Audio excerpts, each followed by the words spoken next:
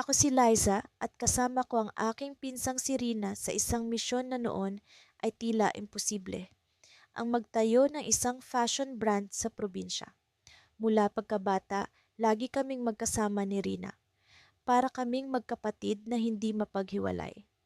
Siya ang aking matalik na kaibigan, ang aking kakampi sa lahat ng bagay.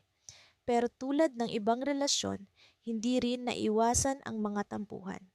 Nagsimula ang lahat sa isang simpleng ideya.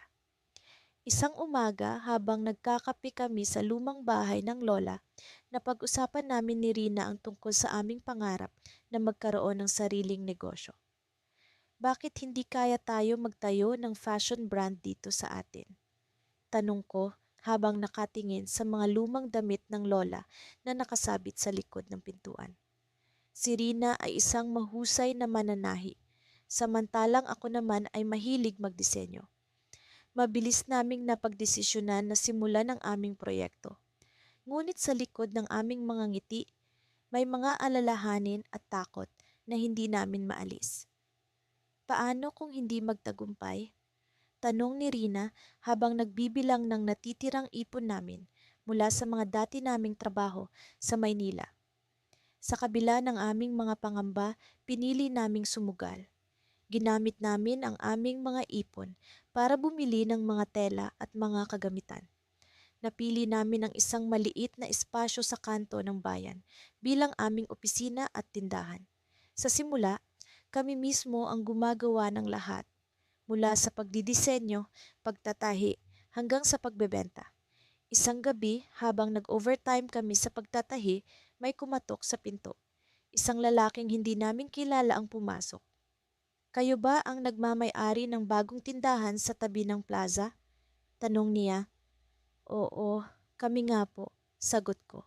Nakangiti siya, pero may kung anong kakaiba sa kanyang mga mata. May gusto lang sana akong ipaalam, sabi niya. May mga tao na hindi natutuwa sa ginagawa ninyo. Nagtaka kami ni Rina. Ano pong ibig ninyong sabihin? Tanong ni Rina, pilit na pinapakalma ang kanyang sarili. Basta mag-ingat kayo, sagot ng lalaki bago siya umalis nang hindi man lang nagpaalam. Naiwan kaming nakatulala at nagtataka sa kanyang sinabi. Mula noon, naging mas maingat kami. Ngunit hindi nagtagal, nakatanggap kami ng mga sulat na may banta. Umalis na kayo bago mahuli ang lahat, nakasulat sa isang piraso ng papel na iniwan sa harap ng aming tindahan. Sa kabila ng takot, nagpatuloy kami. Alam naming hindi magiging madali ang lahat, ngunit hindi rin namin kayang isuko ang aming pangarap. Isang araw, habang abala kami sa tindahan, biglang pumasok si Tia Melinda, ang aming tiyahin na matagal nang hindi nagpapakita. Ano ba itong naririnig ko na may mga nangyayari sa inyo? Tanong niya. Agad naming sinabi ang lahat ng aming dinaranas. Kailangan nating malaman kung sino ang nasa likod ng mga ito, sabi ni Tia Melinda na biglang naging seryoso ang muka. Nagsimula kami ni Rina na magtanong-tanong sa mga tao sa paligid. Ngunit habang patagal ng patagal, mas lalo naming nararamdaman na may mga lihim na hindi namin alam. Hanggang sa isang gabi, habang pauwi na kami, may nakita kaming anino na sumusunod sa amin. Agad kaming tumakbo pabalik sa tindahan. Pagdating namin doon, nagulat kami sa aming natuklasan. Matapos ang mga buwan na puno ng pagod, pawis, at pati na rin ng mga luha, nararamdaman kong unti-unti nang namumunga ang aming pinaghirapan.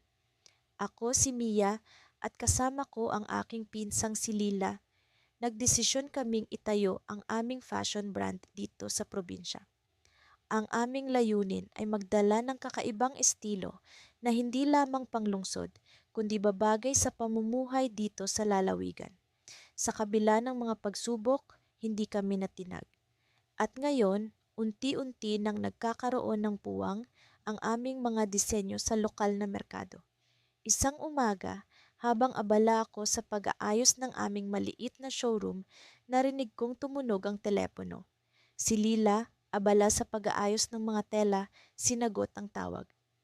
Mia, may magandang balita! Sigaw niya habang papalapit sa akin.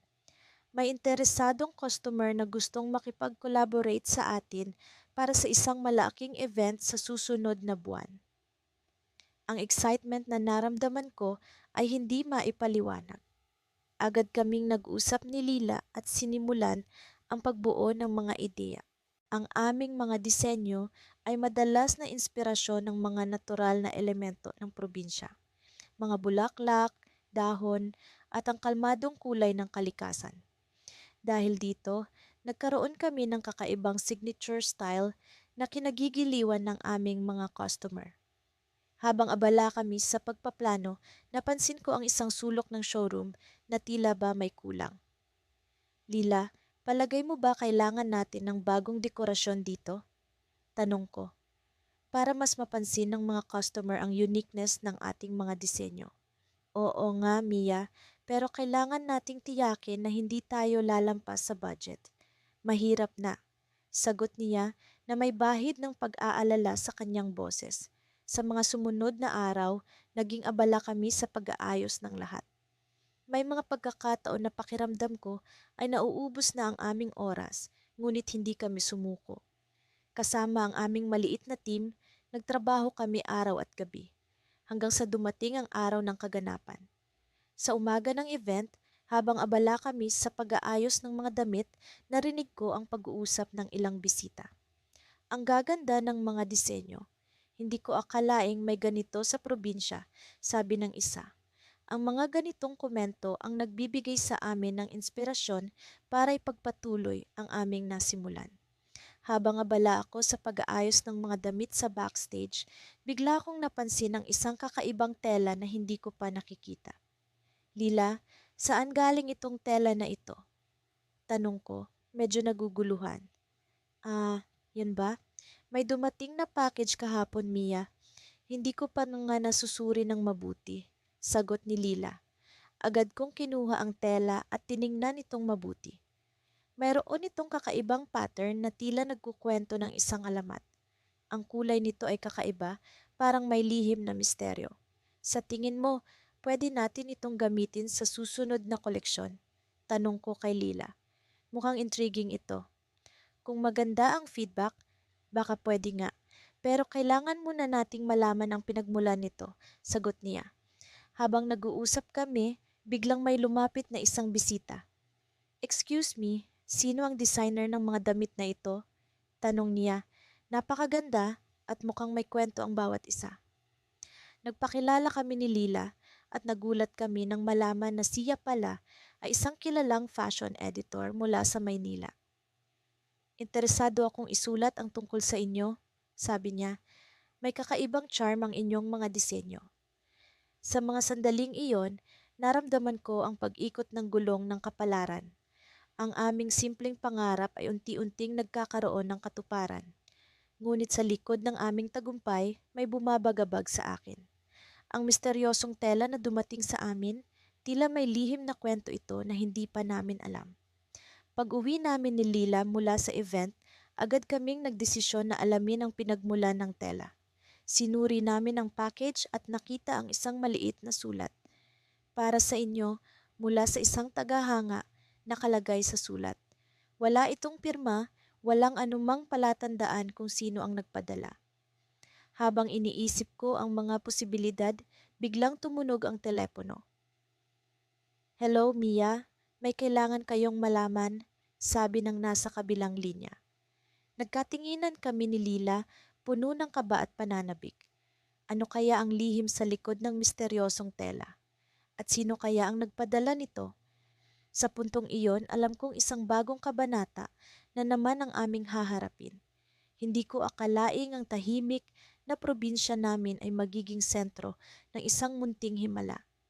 Sa totoo lang, ni hindi ko inisip na ang mga pangarap namin ni Ella ay magkakaroon ng katuparan sa paraang ito.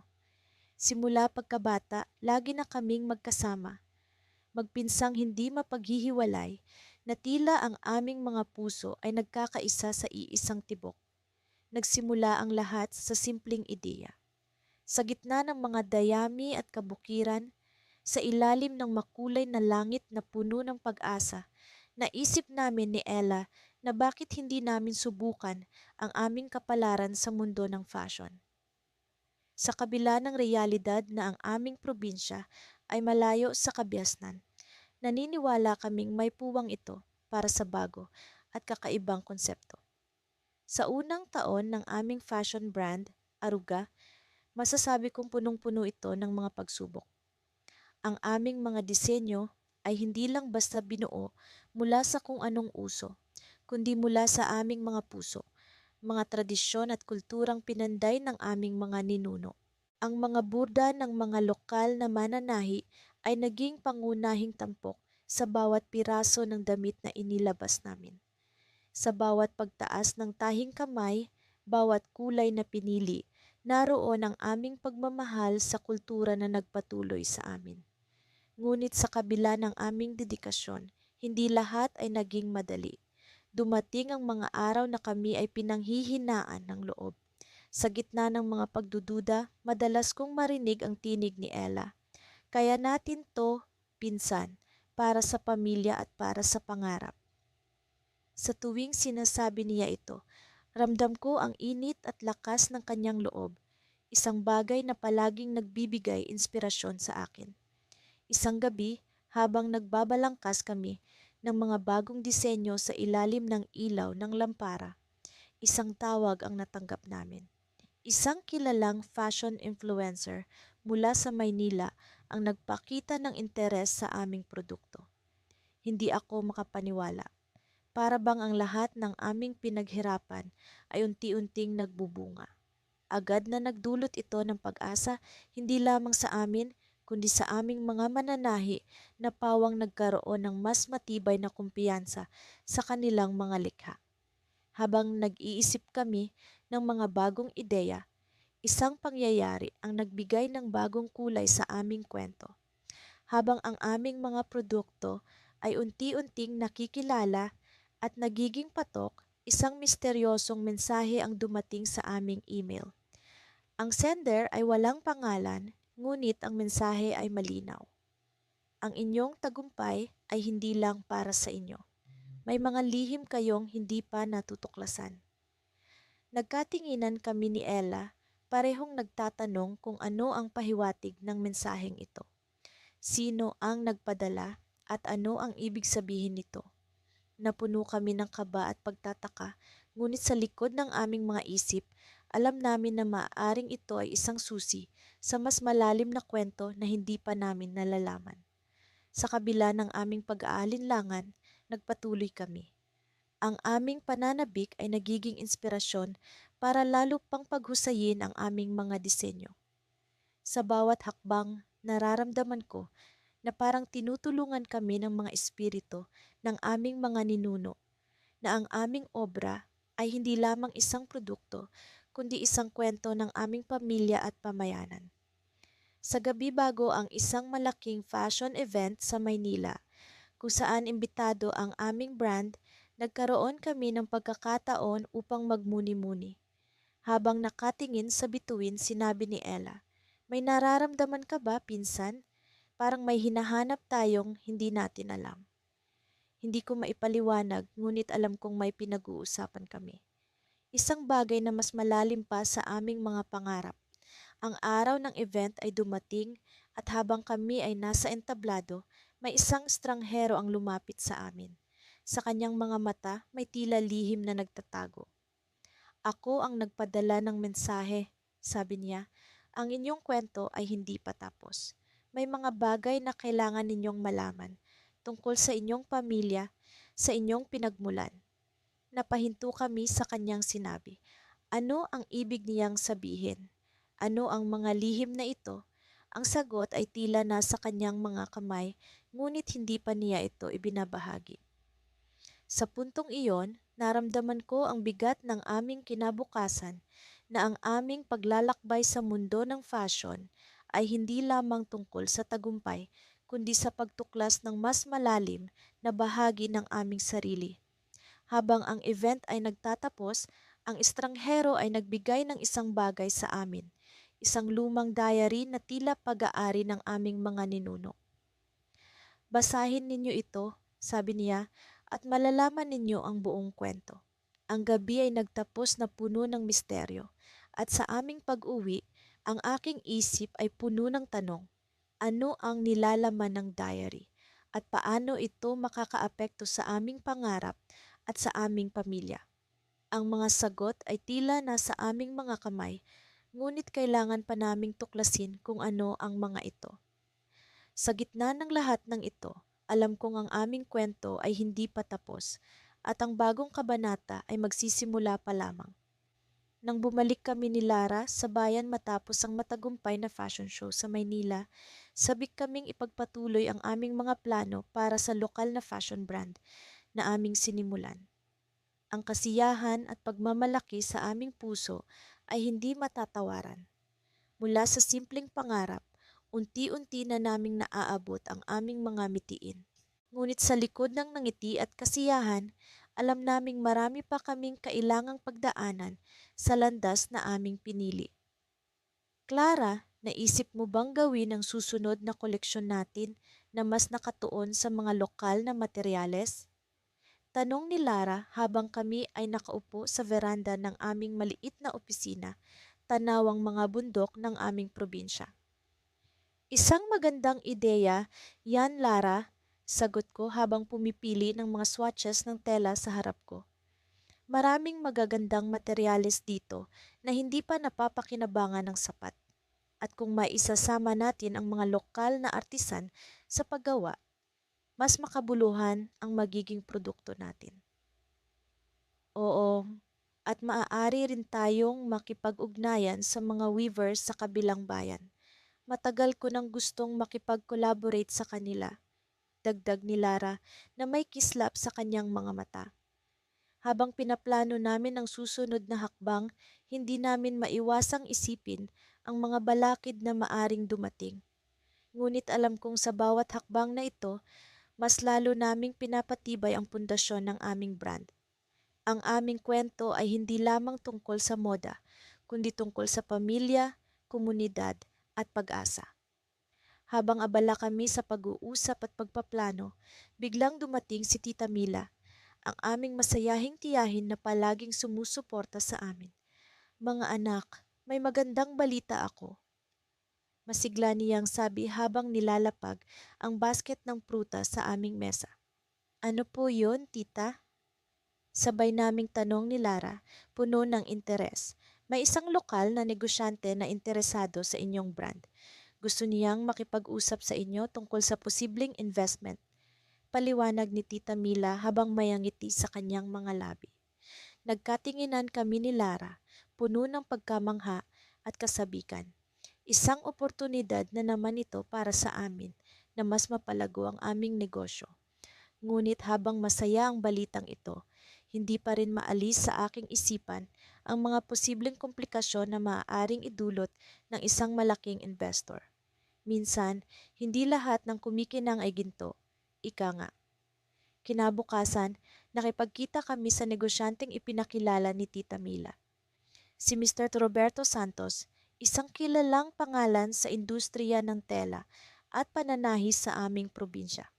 Habang kami ay nag-uusap, ipinakita niya ang kanyang interes sa aming brand at ang potensyal na nakikita niya rito. Nais niyang maglagay ng kapital kapalit ng shares sa aming kumpanya. Clara, Lara, naniniwala ako sa konsepto at vision ninyo para sa lokal na fashion. Gusto kong maging bahagi ng inyong paglago at makatulong sa pagpapaunlad nito. Wika ni Mr. Santos habang hawak ang tasa ng kape. Napaisip kami ni Lara.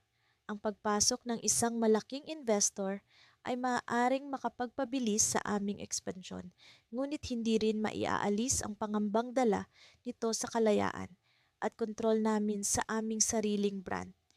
Habang nagpapalitan kami ng kuro-kuro ni Lara, pagkatapos ng meeting, hindi ko maiwasang magtanong sa sarili ko. Ano nga ba ang mas matimbang para sa amin? Ang mabilis na pag-angat o ang aming orihinal na layunin para sa brand?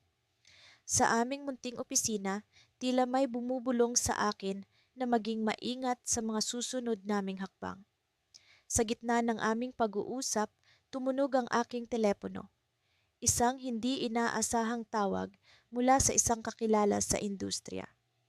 Clara, may impormasyon ako tungkol kay Mr. Santos na kailangan niyong malaman, sabi ng boses sa kabilang linya, puno ng seryosong tono. Nagulat ako sa narinig at hindi mapigilang kumabog ang dibdib ko. Ano yon? Tanong ko, puno ng kaba. May mga balita na sa kabila ng kanyang magandang reputasyon, may ilang negosyong kanyang pinasok na nauwi sa hindi magandang resulta. Kailangan niyong maging maingat, dagdag ng boses. Ramdam ko ang malamig na hangin sa aking balat habang ibinababa ang telepono. Tiningnan ko si Lara na nagtataka sa aking reaksyon. May problema ba, Clara? Tanong niya. May nalaman akong impormasyon tungkol kay Mr. Santos na kailangan nating pag-usapan, sagot ko, habang ang isip ko ay puno ng iba't ibang senaryo. Sa kabila ng aming mga plano at pangarap, narito kaming magpinsan sa isang sitwasyon na nangangailangan ng matinding pag-iingat at pagninilay. Ano ang susunod naming hakbang? Ito ang tanong na bumabagabag sa amin. Isang tanong na maaaring magdikta ng kinabukasan ng aming brand. Sa mga susunod na araw, kailangang magdesisyon kami ng tama. Isang desisyong maaaring magdala sa amin sa tagumpay o sa isang hindi inaasahang pagbabago. Mula pa noong pagkabata, ako at si Ella ay magkasama na sa halos lahat ng bagay. Magpinsang buo kami, pero higit sa lahat, kami magkaibigan. Sa aming maliit na probinsya, madalas kaming maglaro sa likod ng bahay ng aming lola kung saan natuto kaming mangarap ng malaki. Sa paglipas ng panahon, nabuo ang isang pangarap na magtayo ng sariling fashion brand na kumakatawan sa aming kultura at pagkakakilanlan. Noong una, tila imposible. Paano ba kami makikipagsabayan sa malalaking pangalan sa industriya?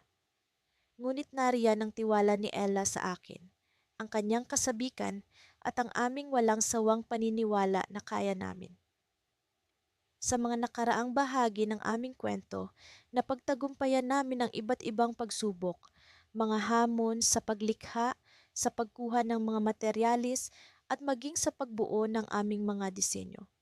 Ngayon, narito kami sa isang yugto kung saan kinikilala na ang aming brand sa probinsya at unti-unti nang umaabot sa mas malawak na merkado. Matapos ang aming matagumpay na fashion show noong nakaraang linggo, nagdesisyon kaming magpahinga muna.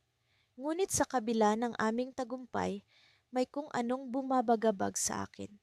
Hindi ko mawari kung ano ito, pero ramdam ko na may kulang.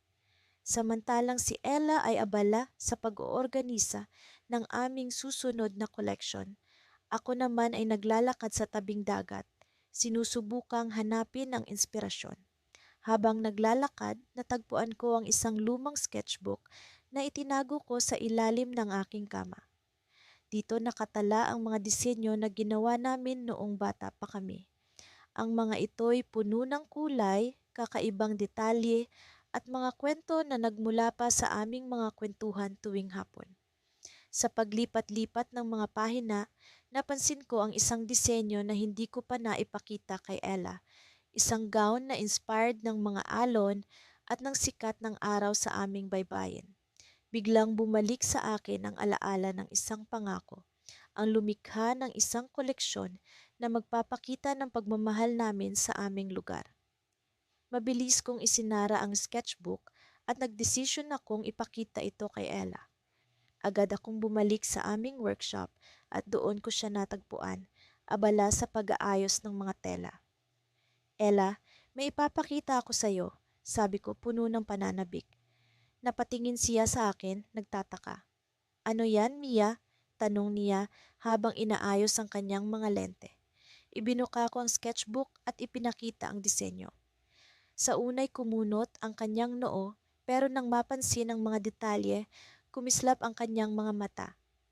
Mia, ito ba ang matagal mo nang itinatago? Tanong niya, may halong pagtataka at saya. Tumango ako. Oo, Ella, sa tingin ko ito ang kailangan natin para sa susunod na koleksyon. isang bagay na tunay na kumakatawan sa atin.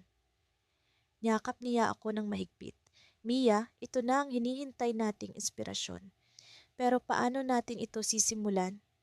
Habang nag-uusap kami, naririnig ko ang tunog ng mga alon sa labas. Tila nagbibigay ito ng kumpiyansa at lakas na kailangan namin. Sa aming pag-uusap, nabuo ang plano para sa bagong koleksyon. Isang pagdiriwang ng aming kultura, ng aming tahanan, at ng aming pagkakaibigan. Ngunit habang abala kami sa pagbuo ng mga bagong disenyo, biglang may kumatok sa pintuan. Isang matandang lalaki na hindi namin kilala ang pumasok. May dala siyang isang kahon na mukhang lumang-luma na. Magandang araw, mga iha, bati niya sa amin. Ito ba ang workshop ng mga magpinsang fashion designer? Nagkatinginan kami ni Ella, puno ng pagtataka. Opo, kami po iyon, sagot ni Ella. Ngumiti ang matandang lalaki at inilapag ang kahon sa mesa. May lihim akong nais ibahagi sa inyo, sabi niya habang bumubukas ang kahon. Sa loob nito, naroon ang isang lumang damit, yari sa telang tila hindi namin kailanman nakita. Ang telang ito, patuloy niya, ay mula sa mga ninuno ninyo. Isang bagay na matagal nang itinago ng inyong pamilya. Ito ang material na ginamit ng inyong lola sa kanyang unang koleksyon na naging inspirasyon para sa marami. Hindi kami makapaniwala ni Ella. Ang damit na iyon ay tila puno ng hiwaga at kasaysayan. Napatingin kami sa isa't isa, alam na ang aming susunod na hakbang ay mas malalim kaysa sa inaasahan namin. Habang iniisip namin ang mga posibilidad, naramdaman kong ang paglikha ng susunod na koleksyon ay hindi lamang tungkol sa fashion. Ito ay tungkol sa pagkilala sa aming pinagmulan at sa pagdadala ng aming mga ninuno sa modernong panahon. Ngunit sa kabila ng aming kasabikan, isang tanong ang bumubulong sa aking isipan. Ano pa ang ibang lihim na itinatago ng aming pamilya at paano ito makakaapekto sa aming paglalakbay? Sa bawat pagliko ng daan patungo sa aming munting probinsya, dama ko ang kilig at kaba sa dibdib ko. Sa kabila ng mga pagsubok na hinarap namin ni Ana, ang magpinsang dati nangangarap lamang, ngayon ay may sarili ng fashion brand. Kasabay ng pagsikat ng araw, ang mga pangarap din namin ay unti-unting sumisikat. Tila ba naglalakbay sa hangin na dala ang bagong pag-asa. Nang umagang iyon, nagising kami sa ingay ng mga manok at sa mga bulong ng hangin na tila ba nagtataglay ng mga lihim. Ana, handa ka na ba? Tanong ko habang tinatali ang aking buhok. Handa na akong harapin ang mundo, Mia, pero ang tanong, handa na ba ang mundo para sa atin? Sagot niya na may kasamang nangiti at konting kaba sa mata. Sa aming munting workshop, nagsimula kaming maghanda para sa isang mahalagang araw. Ang aming kauna-unahang fashion show dito sa probinsya, kung saan ipakikilala namin ang aming koleksyon na inspirasyon ng mga makukulay na kalikasan at kultura ng aming lugar. Sa bawat tahi at gupit ng tela, dama namin ang pagmamahal at dedikasyon na inialay namin sa bawat piraso ng damit. Alam mo, Ana, hindi ko akalain na darating tayo sa puntong ito. Sabi ko habang inaayos ang isang damit na gawa sa tela na may disenyong bulaklak. Dati, pangarap lang ito. Ngayon, realidad na. Hindi ko rin akalain, Mia, pero lagi kong iniisip na kaya natin. Basta't magkasama tayo, tugon niya habang inaayos ang mga accessories na gawa sa lokal na materyales. Ang araw ay lumipas ng mabilis, habang papalapit ang gabi, mas lalong lumakas ang kabog ng aming mga puso. Natapos ang mga preparasyon, ang aming mga modelo, karamihan ay mga kaibigan at kapamilya, ay handa na. Ang venue, isang lumang bodega na nilinis at inayos upang maging isang chic na lugar, ay puno ng ilaw at musika. Habang ang mga tao ay nagtipon-tipon, hindi ko maiwasang mapangiti sa tuwa. Ito na ang katuparan ng aming pinaghirapan. Nagsimula ang palabas at isa-isa, Lumabas ang mga modelo na suot ang aming mga likha. Ang mga tela ay tila nagsasayaw sa bawat hakbang, ang mga kulay ay naglalaro sa liwanag. Dinig namin ang mga papuri, ang mga bulong ng pagkamangha mula sa mga nanonood. Ang aming mga disenyo ay hindi lamang mga damit. Ito'y mga kwento, mga bahagi ng aming buhay. Ngunit sa gitna ng kasiyahan, may isang bagay na hindi inaasahan. Lumapit sa amin si Tito Ben, ang aming pinakapaboritong tiyuhin, na may daladalang balita. Mia, Ana, may dapat kayong malaman. Sabi niya, halatang may alalahanin sa kanyang muka. Ano yon, Tito? Tanong ni Ana, halatang nag-aalala. May isang malaking kumpanya sa Maynila na nagka-interes sa inyong brand. Gusto nila kayong makipagkolaborasyon. Sagot ni Tito Ben, tila ba hindi makapaniwala sa kanyang sinasabi. Nagkatinginan kami ni Ana, puno ng saya, ngunit may halong kaba. Isang malaking oportunidad ang inihain sa amin, ngunit kasabay nito ay ang paghamon na maaaring magdala sa amin sa bagong landas. Sa likod ng mga nangiti namin, naroon ang pag-aalinlangan. Paano kung ang kolaborasyon na ito ay magbago sa direksyon ng aming brand? Paano kung mawala ang aming identidad na matagal naming pinaghirapan? Isipin niyo ito, mga anak, hindi lahat ng tao ay nabibigyan ng ganitong uri ng pagkakataon. Dagdag ni Tito Ben, na tila ba binabasa ang aming mga iniisip. Habang patuloy ang palabas, patuloy ding lumilipad ang aming mga isip. Sa gitna ng kasiyahan at tagumpay, naroon ang isang desisyon na kailangan naming gawin.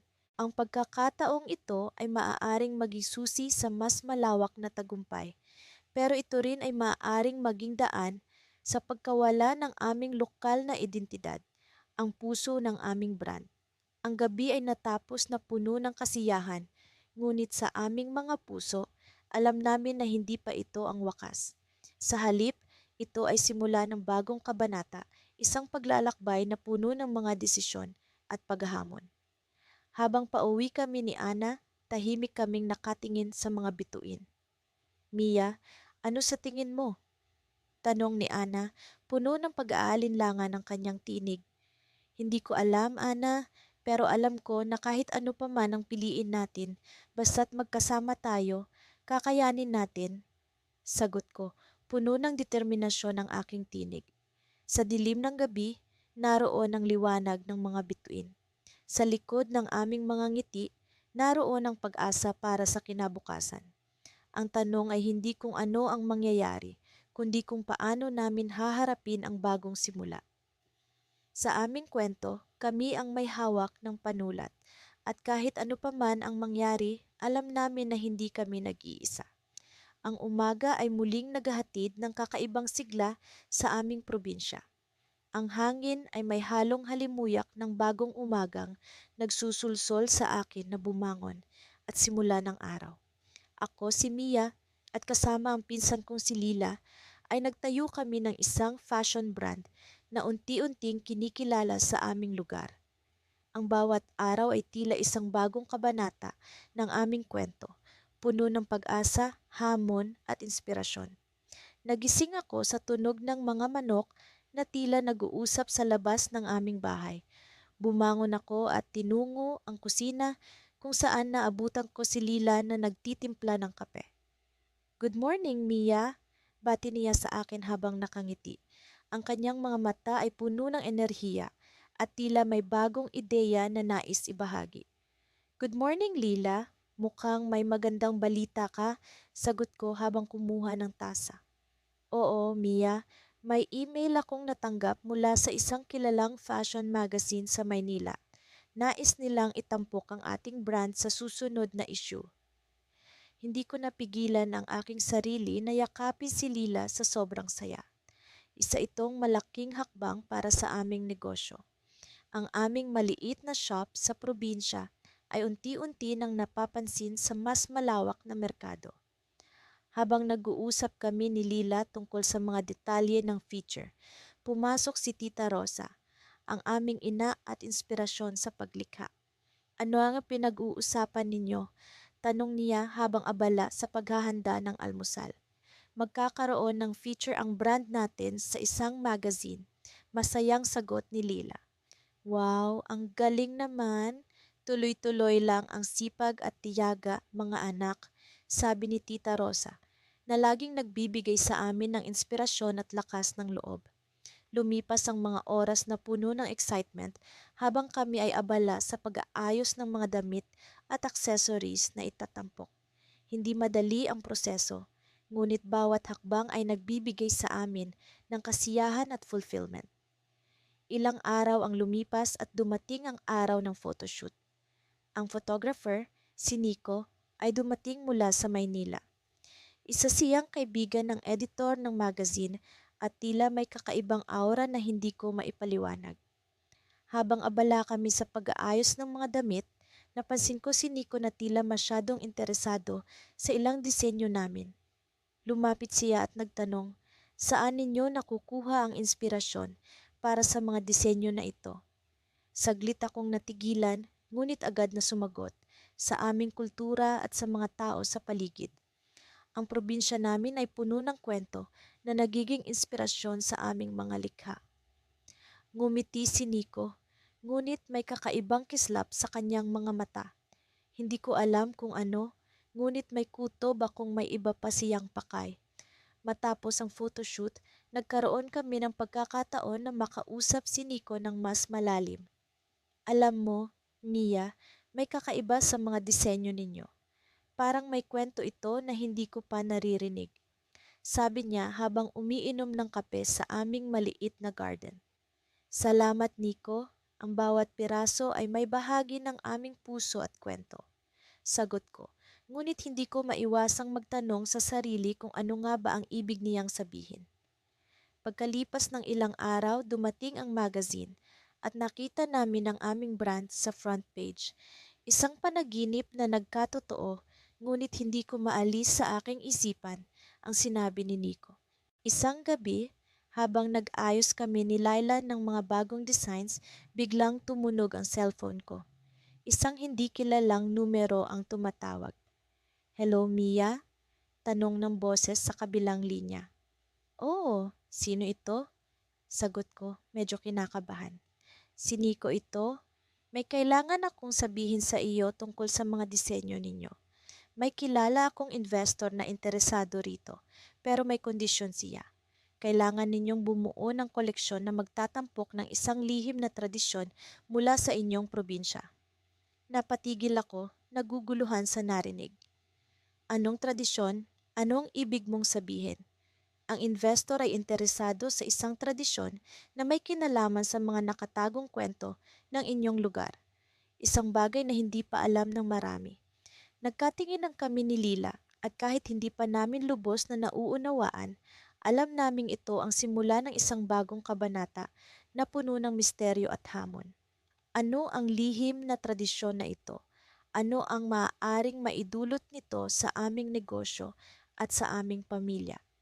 Hindi namin alam kung ano ang susunod na mangyayari, ngunit isa lang ang sigurado. Ang aming kwento ay patuloy na maglalaro sa pagitan ng inspirasyon at pagsubok. Palaging sinasabi ni Lola na ang mga pangarap ay parang mga binhi. Kailangan mong alagaan at palaguin ito hanggang sa umusbong at mamulaklak. Sa aming kaso, ang pangarap na iyon ay ang pagtatayo ng aming sariling fashion brand dito sa probinsya. Ako si Mia at ang aking pinsang si Arya ay ang aking katuwang sa pagbuo ng pangarap na ito. Sa aming maliit na opisina na dati kusina ng lola, abala kami sa pag-aayos ng mga bagong disenyo para sa susunod na koleksyon. Ang mga makina ng pananahi ay maingay na nag-iingay habang ang mga sinulid at tela ay nagkakaroon ng hugis sa aming mga kamay. Ang amoy ng bagong tela ay nagkahalo sa amoy ng umuusok na kape na nagpapanatili sa amin gising at alerto sa kabila ng pagod. Alam mo, Mia, sabi ni Arya habang inaayos ang isang damit na halos tapos na. Hindi ko akalaing makakarating tayo sa puntong ito. Noong nagsimula tayo, tila isang imposibleng pangarap lamang ito. Ngumiti ako habang tinitingnan siya. Oo, pero nandito na tayo, hindi ba? At mas marami pa tayong kailangang marating. Isang biglaang pag-uusap mula sa pintuan ang kumatok sa aming pag-uusap. Si Tita Maribel, ang aming mayordoma, ay may dala-dalang kahon. Mga iha, dumating na ang mga bagong tela mula sa Maynila. Aniya habang inilalagay ang kahon sa mesa. Mabilis naming binuksan ang kahon at ang mga mata namin ay nagniningning sa excitement. Ang bawat piraso ng tela ay isang bagong pagkakataon para sa pagkamalikhain, isang bagong simula para sa aming koleksyon. Habang abala kami sa pag-iinspeksyon ng mga tela, biglang tumunog ang telepono. Si Arya ang sumagot at habang siya ay nag-uusap, napansin kong bumagal ang kanyang mga galaw. Ang ekspresyon sa kanyang mukha ay nagbago mula sa excitement patungo sa pag-aalala. Pagkatapos niyang ibaba ang telepono, tumingin siya sa akin. Mia, may balita akong hindi natin inaasahan. Anong balita? Tanong ko habang kinakalma ang aking sarili. Alam kong hindi maganda ang balita, ngunit kailangan kong malaman. Yung bagong supplier natin ng tela, may problema sila sa kanilang produksyon. Hindi natin makukuha ang mga telang inaasahan para sa susunod na buwan. Aniya, habang ang pag-aalala ay bumalot sa kanyang mukha. Halos hindi ko mapaniwalaan ang narinig ko. Ang mga telang iyon ang aming pangunahing materyales para sa susunod na koleksyon at wala kaming backup plan. Parang isang malaking balakid ang humarang sa aming landas at hindi ko alam kung paano kami makakalampas dito. Ngunit sa gitna ng pag-aalala, naalala ko ang sinabi ni Lola. Ang mga pangarap ay parang mga binhi, sabi ko sa sarili ko. Kailangan naming maging matatag at hindi magpatalo sa hamon na ito. Ano ang gagawin natin ngayon, Mia? Tanong ni Arya habang ang pag-aalala ay hindi pa rin nawawala sa kanyang mukha. Napalunok ako at nag-isip. Kailangan nating mag-isip ng ibang paraan, sabi ko. Baka kailangan nating maghanap ng lokal na supplier na makakatulong sa atin. O kaya'y bumalik muna sa mga lumang disenyo at pag-ibayuhin pa. Tinik, habang nag-uusap kami, tila may liwanag na bumalik sa kanyang mga mata. Tama ka, Mia. Hindi tayo dapat sumuko. Marami tayong pinagdaanan para lang makapunta sa puntong ito. Nagpatuloy kami sa brainstorming, nag-iisip ng mga alternatibong solusyon para sa problema. Ngunit habang abala kami, biglang tumunog muli ang telepono. Pareho kaming nagtinginan, puno ng pag-asa na ito'y magandang balita. Ako ang sumagot at ang boses sa kabilang linya ay pamilyar. Mia, ako ito, si Ben. Sabi ng aming kaibigan mula sa Maynila na nasa textile industry rin. May balita ako para sa inyo. Parang bumilis ang tibok ng puso ko. Anong balita, Ben? May supplier akong alam na makakapagbigay sa inyo ng mga high quality na tela na mas mura pa kaysa sa dati ninyong supplier. Kailangan lang mabilis ang desisyon ninyo. Napalundag ako sa saya, halos hindi makapaniwala sa narinig ko. Minsang akala naming isa itong problema na mahirap lampasan, ngunit tila may liwanag na bumukas sa dulo ng tunnel. Nagpasalamat kami kay Ben at matapos ang pag-uusap, niyakap ko si Arya. Kaya natin to, pinsan. Lahat ng problema ay may solusyon. Kailangan lang natin ng tamang tao at tamang pagkakataon. Sa gitna ng saya, biglang naramdaman ko ang isang kakaibang pakiramdam. Parang may hindi pa rin tama. Ngunit bago ko pa man maiproseso ang aking iniisip, biglang bumukas ang pinto at pumasok ang isang hindi inaasahang bisita. Si Lola na matagal nang hindi namin nakikita ay nakatayo sa harapan namin. May dalang isang lumang kahon. Mia, Arya, may kailangan kayong malaman, sabi niya habang inaabot ang kahon. Sa loob nito ay may mga lumang mga dokumento at mga larawan ng aming pamilya. Ngunit ang isang papel na nasa ibabaw ang tila may kakaibang kahulugan. Ang aming fashion brand ay may nakatagong sekreto na hindi namin inaasahan. Habang binubuksan namin ang kahon, Alam kong ito ang simula ng isang panibagong kabanata sa aming paglalakbay. Sa bawat hakbang na tinatahak namin ang pinsan kong si Andrea patungo sa opisina ng aming munting fashion brand, hindi ko maiwasang makaramdam ng kakaibang kaba.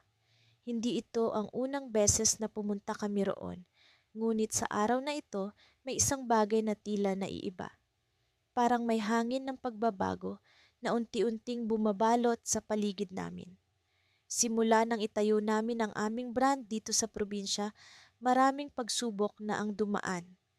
Mula sa limitadong pondo hanggang sa kakulangan ng mga materyales, lahat iyon ay aming hinarap ng may tibay at determinasyon.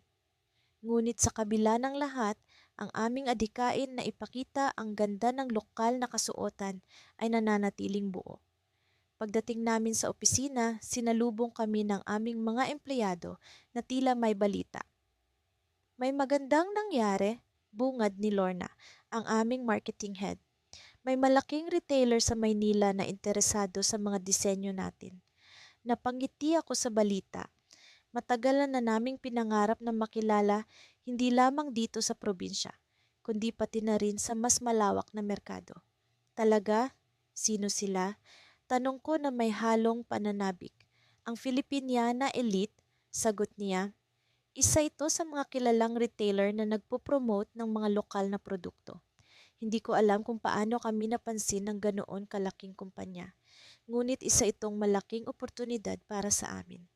Habang iniisip ang mga susunod naming hakbang, biglang naalala ko ang isang bagay na matagal ko nang gustong itanong kay Andrea. Pinsan, may napapansin ka bang kakaiba sa mga designs natin nitong mga nakaraang linggo? Tanong ko habang tinititigan ko ang isang sketch na nasa mesa. Umiling siya. Sa tingin ko, lahat naman ay nasa ayos. Bakit mo natanong? May mga detalye lang kasi na hindi ko maalala kung kailan natin napagkasunduan. Parang may ibang estilo na nadaragdagan. Napatingin si Andrea sa mga sketch at tila nag-isip. Baka naman sa dami ng ginagawa natin, hindi mo na natatandaan. Sagot niya na may nangiti. Ngunit sa kaloob-looban ko, alam kong may kakaiba. Hindi ko na itinuloy ang usapan, ngunit nagpasya ako na alamin ang ugat nito. Sa gabing iyon, dinalaw ko ang shop kung saan ginagawa ang mga prototype ng aming mga damit sa likod ng mga makinang panahi at mga lamesang puno ng tela. Nakita ko ang isang hindi pamilyar na silweta. Lumapit ako ng tahimik at doon ko nakita ang isang matandang babae na abala sa pagtatahi. Hindi ko siya kilala, ngunit sa hindi maipaliwanag na dahilan, naramdaman kong konektado ako sa kanya. Nang maramdaman niyang may tao sa paligid, tumigil siya at tumingin sa akin. Ikaw pala, sabi niya na tila matagal na niya akong kilala. Sino po kayo? Tanong ko na puno ng pagtataka. Isa lamang akong tagamasid, sagot niya na may misteryosong ngiti. Ngunit ang kwento ninyo, ng iyong pinsan at ng inyong brand ay mas malalim pa kaysa sa inaakala ninyo. Hindi ko maipaliwanag ang nararamdaman ko. Nais kong magtanong pa, ngunit bago ko pa man mabuksan ang aking bibig, nawala na siya na parang bula. Naiwan akong naguguluhan at puno ng katanungan. Sino siya? At ano ang ibig niyang sabihin sa mas malalim na kwento? Sa pag-uwi ko, hindi ko maalis sa isip ko ang matandang babae. Sinubukan kong sabihin ito kay Andrea kinabukasan, ngunit nag-alinlangan ako.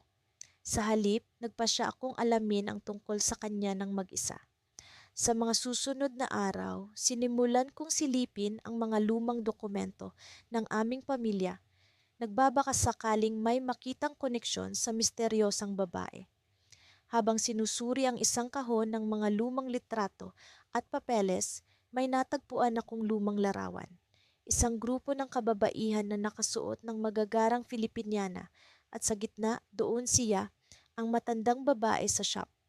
Ngunit ang mas nakakapagtaka, sa likod ng litrato ay may nakasulat na mensahe. Para sa mga susunod na henerasyon, ipagpatuloy ang sinimulan. Napabuntong hininga ako habang ang puso ko'y tila tumitibok ng mas mabilis. Ano ang ibig sabihin ng mensahe? at paano ito konektado sa aming brand. Nang biglang nagring ang telepono ko, si Andrea at sa kanyang boses naroon ang isang kakaibang pangamba. May kailangan kang malaman, sabi niya, ngunit bago pa man niya maipaliwanag, naputol ang linya. Sa sandaling iyon, alam kong may mas malalim pang misteryo na naghihintay na matuklasan. Isang kwentong hindi lamang tungkol sa fashion at negosyo, kundi pati na rin sa aming pamilya at sa aming mga pinagmulan.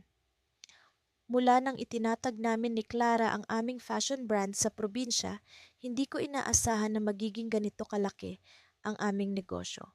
Sa tuwing naiisip ko kung paano kami nagsimula, punong-puno ng ligaya ang aking puso. Noon, simpleng pangarap lamang ang lahat ng ito. Pero ngayon, nagiging bahagi na kami ng lokal na komunidad at tila may kakaibang magic na bumabalot sa aming mga disenyo. Sa isang umaga, habang abala kami ni Clara sa pag-aayos ng aming bagong koleksyon, may dumating na tawag. Mula ito sa isang kilalang fashion influencer sa Maynila. Hindi ko alam kung paano niya nahanap ang aming brand, pero tila interesado siya sa mga produkto namin. Lena, this could be our big break. Bulong ni Clara sa akin habang nag-aayos ng mga tela. Tama siya. Ang ganitong uri ng exposure ay hindi pangkaraniwan para sa isang brand na nagsimula lamang sa isang maliit na bayan. Habang nag-uusap kami, napansin ko ang kakaibang ningning sa mga mata ni Clara. Palagi siyang puno ng ideya at siya ang nagbibigay sa akin ng inspirasyon sa tuwing ako'y nag-aalinlangan.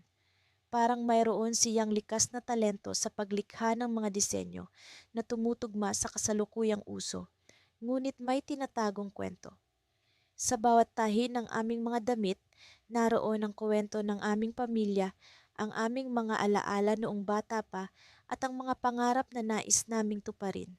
Ngunit sa kabila ng kasiyahan, hindi maikakaila ang mga hamon na aming kinakaharap. Minsan, may mga pagkakataon na parang ang hirap-hirap magpatuloy.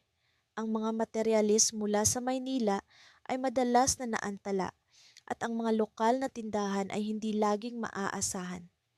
Bukod pa rito, ang kamag-anak na si Tito Ben na matagal nang hindi nagpaparamdam ay biglang nagpakita upang maningil ng utang ng pamilya na wala namang kinalaman sa aming negosyo. Pangako, babayaran namin ito, Tito. Pero hindi ngayon, sabi ko sa kanya, pilit na pinapakalma ang sarili. Bagamat pinilit kong itago kay Clara ang aming problema, hindi ko maikaila na nababahala ako. Alam kong matagal na niyang napapansin ang bigat ng aking iniisip. Lina, may iba pa bang nangyayari na hindi ko alam? Tanong niya sa akin isang gabi habang nag-aayos kami ng mga order para sa susunod na linggo. Sa kanyang mga mata, naroon ang pag-aalala at pagmamalasakit. Hindi ko na siya kayang lokohin. Oo, Clara, may utang si Tito Ben sa amin na kailangan nating asikasuhin. Sa puntong iyon, napagtanto ko kung gaano kahalaga ang aming samahan. Hindi lamang kami magpinsang babae. Kami ay magkakatuwang sa lahat ng bagay. Kahit na anong mangyari, alam kong hindi kami bibitaw sa isa't isa. Kaya't sa halip na mag-focus sa mga problema, nagpasya kaming harapin ito ng magkasama. Kailangan nating maging matalino sa mga desisyon natin, Lena. Gagawa tayo ng plano para dito. Sabi ni Clara, puno ng determinasyon. Kung paano siya naging matatag ay isang bagay na hindi ko kayang ipaliwanag. Pero sa kanya, nakita ko ang liwanag sa gitna ng dilim. Sa mga sumunod na araw, sinimulan namin ang pagbuo ng plano para sa ekspansyon ng aming brand. Plano naming magtayo ng maliit na butik sa bayan kung saan maipapakita namin ang aming mga disenyo hindi lamang sa lokal na komunidad kundi pati na rin sa mga bisita mula sa ibang lugar. Sa ganitong paraan, mas makikilala kami at magkakaroon ng mas maraming kliyente. Ngunit sa kabila ng excitement, hindi ko pa rin maalis sa isip ko ang utang kay Tito Ben. Isang gabi, habang abala ako sa pag-iisip ng mga posibleng solusyon, may natanggap akong tawag mula sa isang hindi kilalang numero. Hello, Lena. May kailangan kang malaman tungkol sa utang ni Tito Ben. Ang boses sa kabilang linya ay malamig at puno ng misteryo. Sino ito? Ano ang ibig mong sabihin? Tanong ko, naguguluhan. May mga bagay na hindi mo alam tungkol sa pinagmulan ng utang na iyon, at ang mga bagay na iyon ay magbabago sa takbo ng inyong negosyo. Sa sandaling iyon, bumilis ang tibok ng aking puso. Ano kaya ang ibig sabihin ng taong iyon? At paano nito maaapektuhan ang aming negosyo? Habang nakatingin ako sa mga disenyo ni Clara, naramdaman ko ang pagsikip ng aking dibdib. Kung ano man ang mangyayari, alam kong kailangan kong harapin ito. Ngunit paano kung ang twist na ito ang siyang magpapabagsak sa aming mga pangarap? Lumipas ang ilang buwan mula nang matagumpay naming ilunsad ang aming unang koleksyon. Hindi ko maikakaila ang saya at kilig na dulot ng tagumpay na iyon. Ngunit sa likod ng bawat tagumpay ay ang tambak na responsibilidad at hamon na kailangan naming harapin. Sa kabila ng lahat ng ito, hindi nagpatinag ang aming determinasyon. Ang aming fashion brand ay nagsisimula nang makilala hindi lamang sa probinsya, kundi pati na rin sa mga kalapit na bayan. Isang umaga, habang abala ako sa pag-aayos ng mga papeles sa opisina, biglang pumasok si Mia, ang pinsan at kasosyo ko. Kita sa kanyang mga mata ang kaba, pero may bakas ng saya. May sorpresa ako sa'yo, sabi niya na may halong pananabik. Agad kong iniwan ang ginagawa ko at itinuo ng atensyon ko sa kanya. Anong meron, Mia? Tanong ko, pilit na pinipigil ang excitement. Sa totoo lang, pareho kaming mahilig sa mga sorpresa, kaya't laging may thrill sa bawat bagong balita. Naalala mo ba si Mr. Delgado, yung fashion influencer na napag-usapan natin dati? Nag-message siya sa akin kagabi. Gusto niyang makipag-collaborate sa atin. Ang kanyang tinig ay puno ng tuwa habang ipinapakita niya sa akin ang mensahe ni Mr. Delgado sa kanyang cellphone. Agad kong kinuha ang telepono mula sa kanyang kamay at binasa ang mensahe. Hi Mia, I've been keeping an eye on your brand and I must say I'm impressed. I would love to collaborate for an upcoming project. Let's discuss over coffee sometime this week. Hindi ko maiwasang mapangiti. Si Mr. Delgado ay isa sa mga tinitingalang influencer sa fashion industry at ang kanyang interes sa aming brand ay malaking hakbang para sa amin. Mia, hindi ko alam kung paano mo ito nagawa pero sobrang galing mo, sabi ko habang mahigpit ko siyang niyakap. Habang pinag-uusapan namin ang posibilidad ng collaboration, hindi ko maiwasang isipin kung gaano kalayo na ang narating namin mula sa simpleng pangarap noon. Sa isang maliit na sulok ng probinsya, sino ba ang mag-aakalang makakakuha kami ng pansin mula sa isang kilalang personalidad sa fashion industry? Ngunit sa gitna ng aming kasiyahan, hindi rin nawala sa isip ko ang mga responsibilidad na kaakibat ng ganitong pagkakataon. Alam kong kailangang pag-isipan namin ng mabuti ang bawat hakbang na gagawin. Sa mga sumunod na araw, abala kami sa pagbuo ng proposal para sa collaboration. Nagpulong kami araw-araw, nag-brainstorming, at siniguro naming maipapakita namin ang natatanging kagandahan ng aming brand. Naging masigasig kami sa bawat detalye, mula sa pagpili ng tela hanggang sa disenyo ng bawat piraso. Isang gabi, habang nagkakape kami sa paborito naming lugar, biglang nagtanong si Mia, may naisip ka bang bagong ideya para sa collaboration natin? Alam kong ang tanong niyang iyon ay puno ng excitement at pag-asa. Actually, naisip ko kung paano natin maipapakita ang kultura ng probinsya sa mga disenyo natin. Pwede tayong gumamit ng indigenous materials na mayroon dito at ipakita ang kahusayan ng mga lokal na artisan. Paano kaya kung iyon ang ipresenta natin kay Mr. Delgado?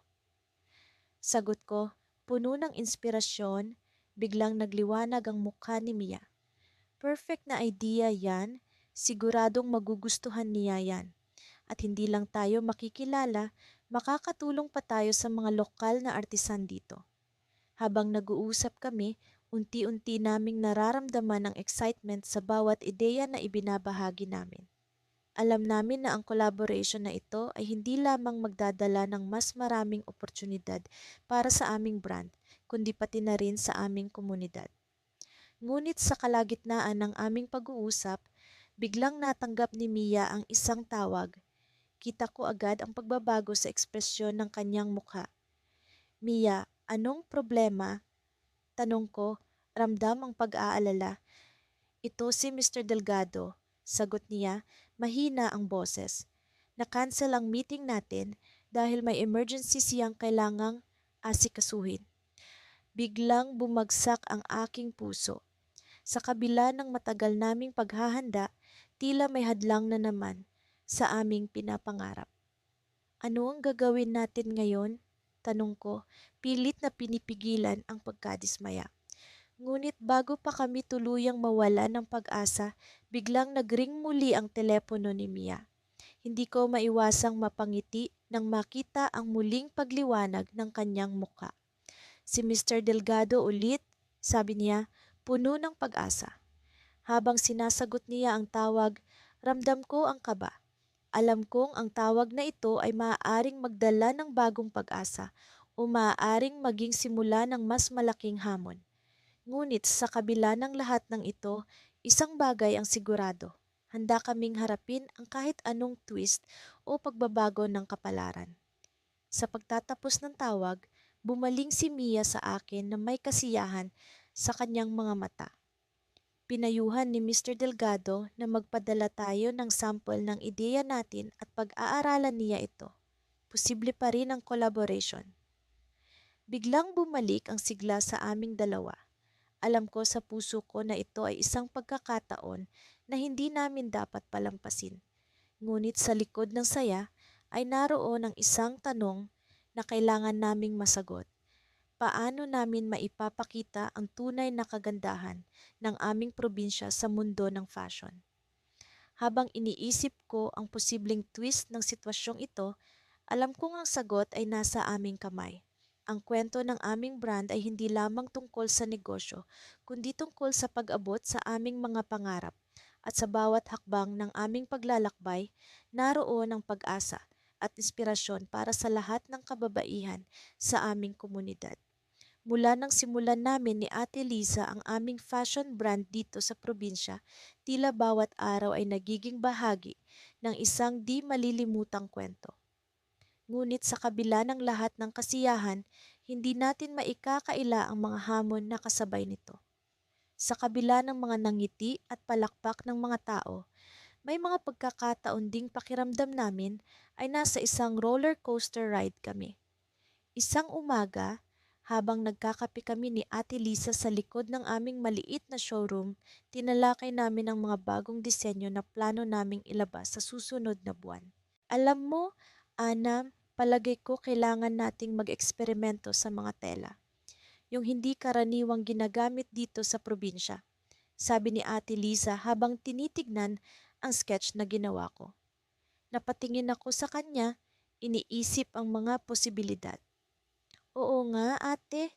Pero kailangan din nating isaalang-alang ang gastos. Alam mo naman, ang budget natin ay medyo mahigpit pa rin. Oo, pero naisip ko lang, paano kung makipag-partner tayo sa mga local na weavers? Baka pwede tayong makakuha ng unique na tela mula sa kanila. Tugon niya, puno ng pag-asa sa tinig. Ang ideya ni Ate Liza ay tila nagbigay sa akin ng bagong pag-asa. Ang pagkakaroon ng kakaibang tela mula sa lokal na weavers ay hindi lamang makakatulong sa negosyo, kundi makakatuwang din kami sa komunidad. Nagpasya kaming mag-usap sa isa sa mga kilalang weavers sa lugar namin, si Mang Pedro. Ang kanyang mga gawa ay kilala sa pagiging maganda at matibay. Mang Pedro, gusto po sana namin kayong makausap tungkol sa posibilidad ng collaboration. Gusto po namin sanang gamitin ang mga tela ninyo para sa bagong collection namin. Nag-isip si Mang Pedro at makalipas ang ilang sandali, ngumiti siya. Kung tutulong kayo na ipakita sa mas maraming tao ang ganda ng gawang lokal, abay malaking karangalan yan para sa akin. Dahil sa kasunduang iyon, muling bumalik ang sigla sa aming negosyo. Ang mga bagong tela ay nagbigay ng kakaibang karakter sa aming mga disenyo. Halos hindi na kami makatulog sa excitement sa tuwing may bagong sample na dumarating mula kay Mang Pedro. Ang bawat hakbang sa aming proseso ay punong-puno ng saya at pag-asa. Ngunit sa kalagitnaan ng aming tagumpay, may isang lihim na bumagabag sa akin. Isang lihim na hindi ko pa nasasabi kay Ate Lisa. Isang umaga, habang nag-aayos kami ng mga damit sa showroom, hindi ko napigilang itanong ang isang bagay na matagal ko nang iniisip. Ate, naalala mo ba yung unang araw na sinimulan natin ito? Yung pangarap natin na makilala hindi lang dito sa probinsya, kundi pati na rin sa ibang bahagi ng bansa. Ngumiti siya, tila nagbalik tanaw sa nakaraan. Oo naman, Ana. At sa tingin ko, unti-unti na nating naaabot yon. Ngunit sa likod ng kanyang mga ngiti, alam kong may isang bagay na hindi ko pa nasasabi. Ate, may isang bagay akong gustong ipagtapat. May isang kumpanya sa Maynila na nag-aalok ng malaking investment para sa brand natin. Nagulat siya sa sinabi ko. Ano? Bakit hindi mo agad sinabi? Ano bang klaseng kumpanya ito? Isang malaking retail company. Gusto nilang i-distribute ang mga damit natin sa kanilang mga store sa buong bansa. Pero may kondisyon sila, ate. Kailangan nating baguhin ang pangalan ng brand para mas mag-appeal sa mas malaking market. Tahimik siyang nag-isip at sa loob ng ilang sandali, naramdaman ko ang pag-aalinlangan sa kanyang mga mata. Ana, alam mo kung gaano kahalaga sa akin ang pangalan ng brand na ito. Ito ang simbolo ng ating pangarap, ng ating pinagsamang hirap at tagumpay. Alam ko ang nararamdaman ni Ate Liza. Ang pangalan ng brand namin ay hindi lamang isang label. Ito ay bahagi ng aming pagkatao, ng aming relasyon bilang magpinsang nagtutulungan tungo sa isang pangarap. Pero ate, malaking opportunity ito. Baka ito na ang pagkakataon natin na makilala sa buong bansa. Pero kung hindi mo gusto, hindi ko ipagpipilitan. Sabi ko, pilit na iniintindi ang kanyang damdamin. Nag-isip siya at sa kanyang katahimikan, naramdaman ko ang bigat ng desisyon na kailangan naming gawin. Sa kalagitnaan ng aming pag-uusap, biglang bumukas ang pinto at pumasok ang isang bisita na hindi namin inaasahan. Isang lalaking pamilyar sa akin, ngunit hindi ko inaasahan na makikita ko siya rito. Si Marco, ang dati kong kaibigan na ngayon ay isa ng matagumpay na fashion entrepreneur sa Maynila. Hello, Anna, Liisa. Mukhang nagugulat kayo sa pagbisita ko. Sabi niya, may nangiti sa labi. Hindi ko alam kung paano siya nagkaroon ng impormasyon tungkol sa aming brand, ngunit ang presensya niya ay tila nagdala ng bagong twist sa aming kwento. Sa kanyang pagdating, alam kong may isang bagay na malaki ang magbabago sa aming landas. Sa likod ng kanyang nanggiti, naramdaman ko ang simula ng isang bagong yugto sa aming kwento. Isang yugto na puno ng mga hindi inaasahang pangyayari. At doon, natapos ang araw na iyon, puno ng mga tanong at bagong posibilidad. Hindi ko alam kung ano ang susunod na mangyayari, ngunit sigurado akong ito ay magiging bahagi ng isang di malilimutang kwento.